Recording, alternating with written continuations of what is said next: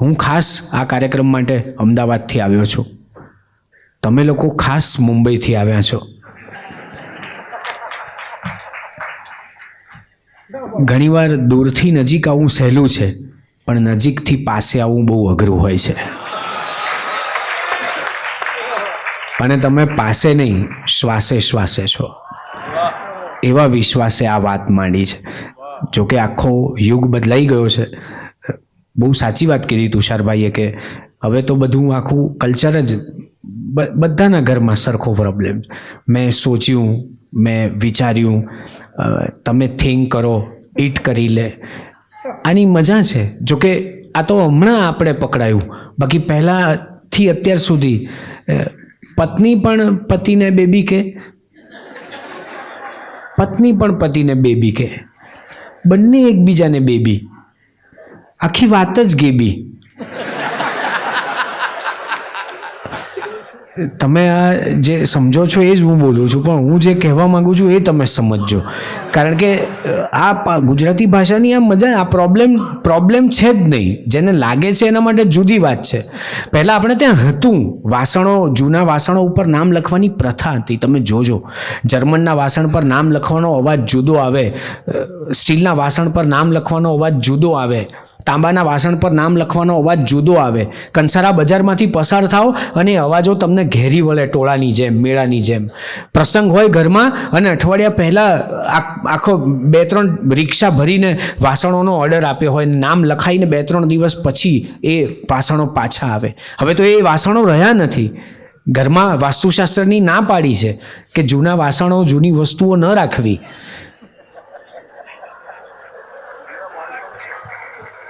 એટલે બા દાદા પણ નથી રહ્યા. હવે એ વાસણોની મજા હતી. પહેલાં તો એ વાસણો પર નામ લખવાનો આખી પરંપરા હતી. કેટલાકને તો મેં એ વાસણોને કારણે તો રમીલાબેનનું વાસણ રસીલાબેનને ત્યાં 15 દિવસથી વધારે રહેતું નહોતું. અને ખબર પડી જતી હતી કે ગયું છે તો એ વાસણ ભરેલું આપવું પડશે. કારણ કે પહેલાં ભરેલા પાડોશીઓનો રિવાજ હતો, ખાલી પાડોશીઓ નહોતા. એ મજા હતી, એ મજા હતી. જોકે કેટલાક પછી પાછા વાસણ જેવા નીકળે એ જુદી વાત છે. કેટલાક તો આટલી નાની વાટકી ઉપર આખો નિબંધ લખાવે. ફલાણા ભાઈના, ફલાણાના, ફલાણાના, ફલાણાના સાસરા પક્ષ તરફથી આખો નિબંધ વાટકી ઉપર લખાવે. મને એમ થાય કે વાટકી ગેસ ઉપર મુકાતી હશે અને આખું કુટુંબ ગરમ થતું હશે.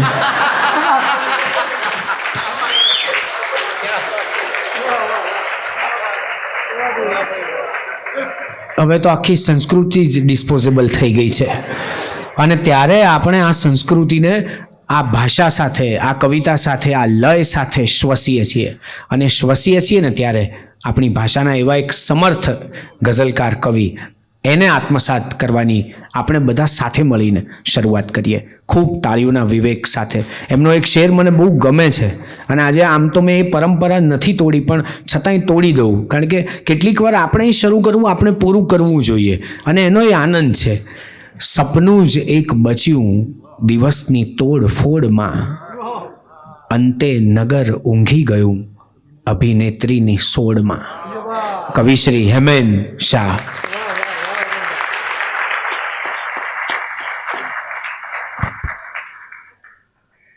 સપનું જ એક બચ્યું દિવસની તોડફોડમાં, છેવટ નગર સૂતું અભિનેત્રીની સોડમાં. આ ગઝલ, આ શેર હતો.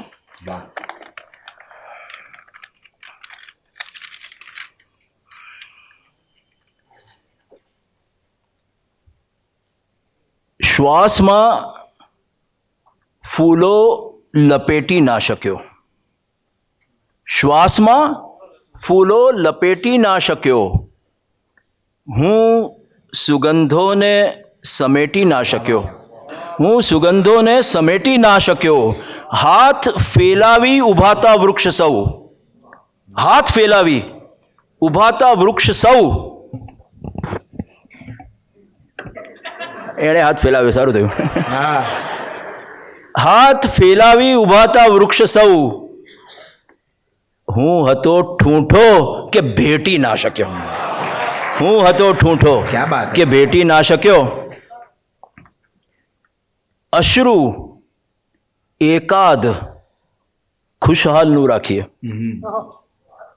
અશ્રુ એકાદ ખુશહાલનું રાખીએ. માન થોડુંક રૂમાલનું રાખીએ. માન થોડુંક રૂમાલનું રાખીએ. કાવ્યની વાત કરવી છે, બેસો કરો. કાવ્યની વાત કરવી છે, બેસો કરો. હોય વ્યવહાર તો કાલનું રાખીએ. કાવ્યની વાત કરવી છે, બેસો કરો. હોય વ્યવહાર તો કાલનું રાખીએ. ઘણીવાર આપણને વણમાગી સલાહ મળતી હોય છે. બહુ વાર કીધું કોઈએ. એટલે એનો આ શેર જુઓ સાહેબ. કહેવું પડે છે તથ્ય તમારી સલાહમાં. કહેવું પડે છે તથ્ય તમારી સલાહમાં. વહેવું નથી તો કેમ જોડાવું પ્રવાહમાં. વહેવું નથી તો કેમ જોડાવું પ્રવાહમાં. ને શેર છે, અંગ્રેજીમાં એક કહેવત છે કે when going gets tough, tough gets going. તો શેર સાંભળો પ્રકાશભાઈ, તમારો શેર છે. દુનિયામાં કાળા વાદળોની ધાક હોય પણ દુનિયામાં કાળા વાદળોની ધાક હોય પણ બેબાક વીજળી નથી રહેતી પનાહમાં. બેબાક વીજળી નથી રહેતી પનાહમાં. ને કવિ દુઃખની કવિતા લખે અને લોકો તાળી પાડે. તો આ શું છે એનો આ શેર જુઓ. આનંદ સૌને કઈ રીતે આપે છે શાયરી. આનંદ સૌને કઈ રીતે આપે છે શાયરી. જાદુથી પળમાં આહને પલટે છે વાહમાં. જાદુથી પળમાં આહને પલટે છે વાહમાં. અને છેલ્લો શેર છે, ઇતિહાસમાં ઘણા તબક્કાઓ એવા હતા કે જ્યારે કળા ઉપર પાબંદી લગાડવામાં આવી. તો એનો આ શેર જુઓ. શેર સાંભળો. સન્નાટાના નગરમાં પ્રવેશી ગયા છીએ. સન્નાટાના નગરમાં પ્રવેશી ગયા છીએ. ગણગણશો જો ગઝલ તો ગણાશે ગુનાહમાં. સન્નાટાના નગરમાં પ્રવેશી ગયા છીએ. ગણગણશો જો ગઝલ તો ગણાશે ગુનાહમાં. બીજી ગઝલના થોડા શેર. કાનને એ આંખ આડા નહીં કરે. કાનને એ આંખ આડા નહીં કરે. આવશે આંસુ અખાડા નહીં કરે. આવશે આંસુ અખાડા નહીં કરે. ને શેર સાંભળજો. કાવ્ય વાંચીને તમે સમજી જજો. કાવ્ય વાંચીને તમે સમજી જજો. આ કવિ જખમો ઉઘાડા નહીં કરે. કાવ્ય વાંચીને તમે સમજી જજો. क्या बात है कवि. કાવ્ય વાંચીને તમે સમજી જજો. क्या बात है. આ કવિ જખમો ઉઘાડા નહીં કરે. ધીમું બળશે પણ ખબર પડશે નહીં. ધીમું બળશે क्या बात है. પણ ખબર પડશે નહીં. આ હૃદય છે એ ધુમાડા નહીં કરે. ધીમું બળશે પણ ખબર પડશે નહીં. આ હૃદય છે એ ધુમાડા નહીં કરે. છેલ્લો શેર. સાંભળો ના સાંભળો પરવા નથી. સાંભળો ના સાંભળો પરવા નથી. દાદ માટે ધમ પછાડા નહીં કરે. क्या बात है. સાંભળો ના સાંભળો પરવા નથી. अच्छी बात है. દાદ માટે ધમ પછાડા નહીં કરે.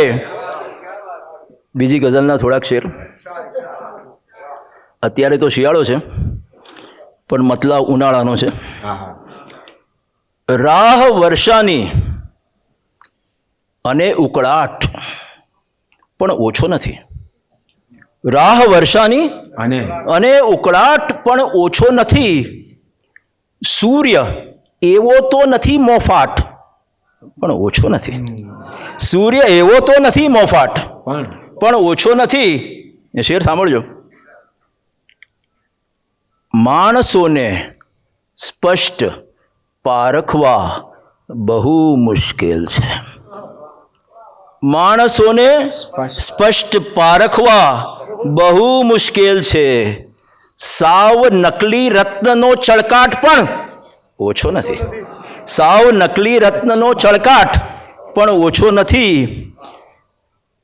ને માણસોને સ્પષ્ટ પારખવા બહુ મુશ્કેલ છે. સાવ નકલી રત્નનો ચળકાટ પણ ઓછો નથી. ને દર 3-4 વર્ષે અર્થ સમિટ ભરાતી હોય છે, જેમાં ચિંતા વ્યક્ત થતી હોય છે કે પ્રાણીઓ પક્ષીઓ ઘટતા જાય છે. તો એને માટેનો આ શેર જુઓ. શું કહો છો? પક્ષીઓ સંખ્યામાં ઘટતા જાય છે? શું કહો છો? પક્ષીઓ સંખ્યામાં ઘટતા જાય છે? આખી દુનિયામાં કશે ફફડાટ પણ ઓછો નથી.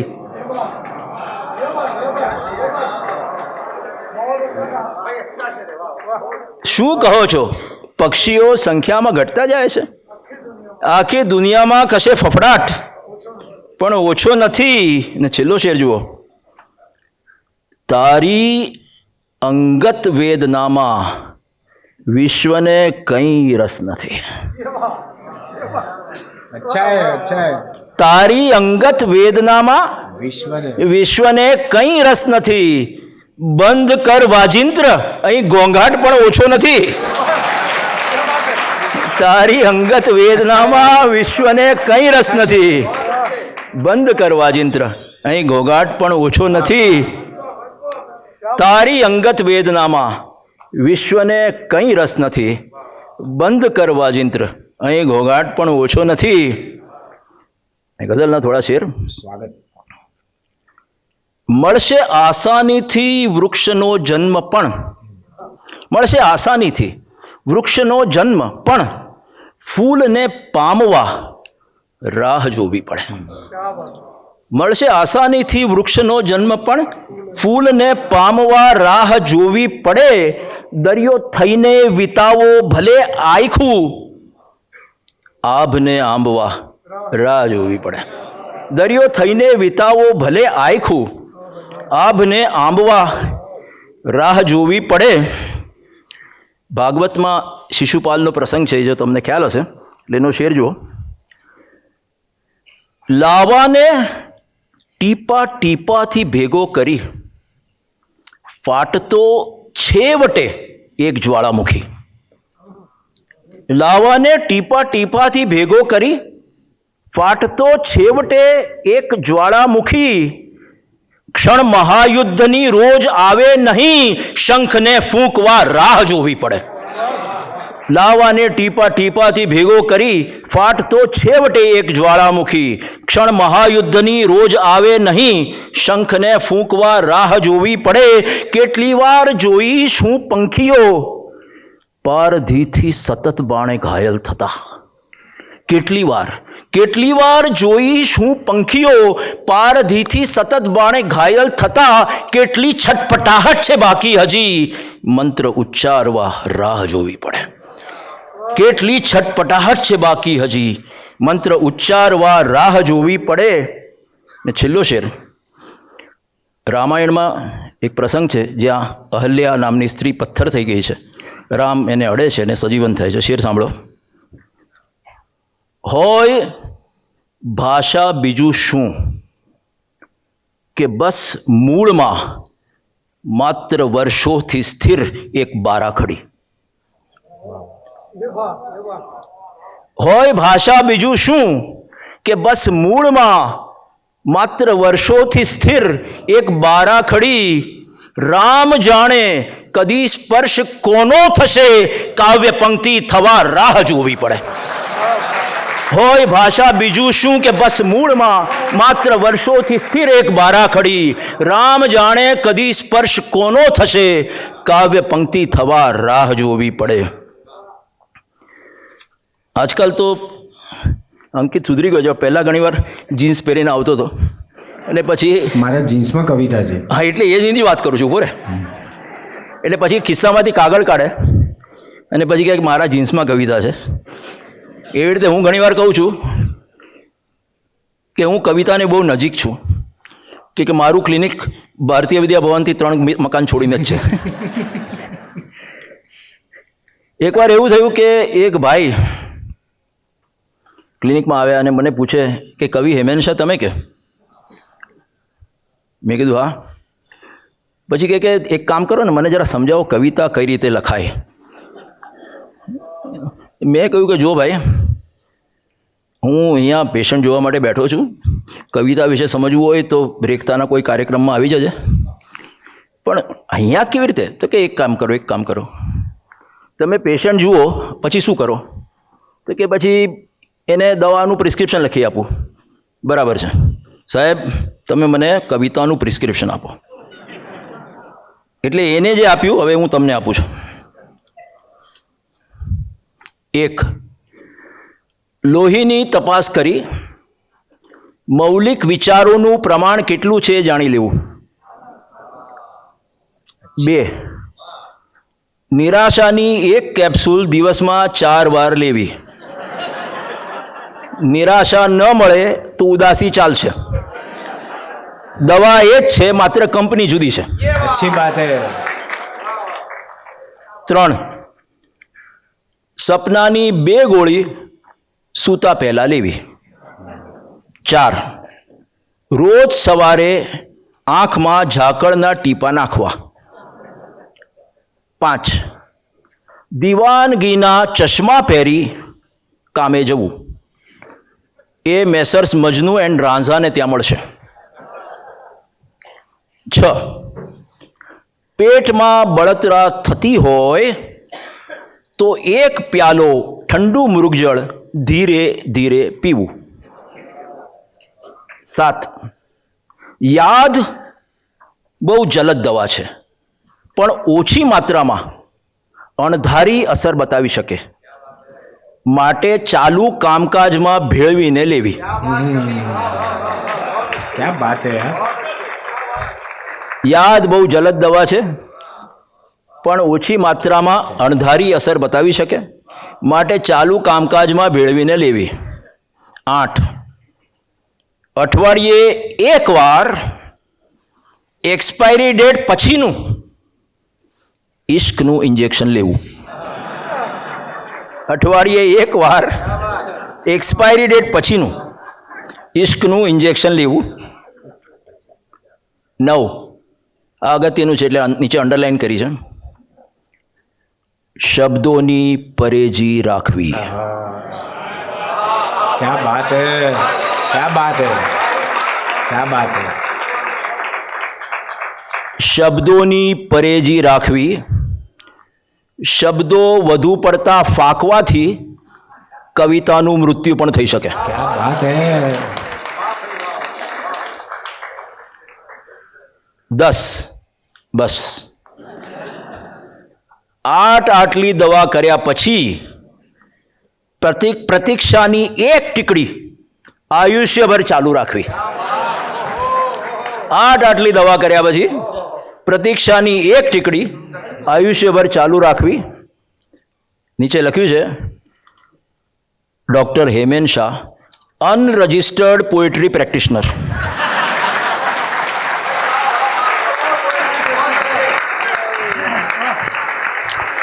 આ બધું ન કરી શકો તો હેમેન શાહની ગઝલ વાંચવી.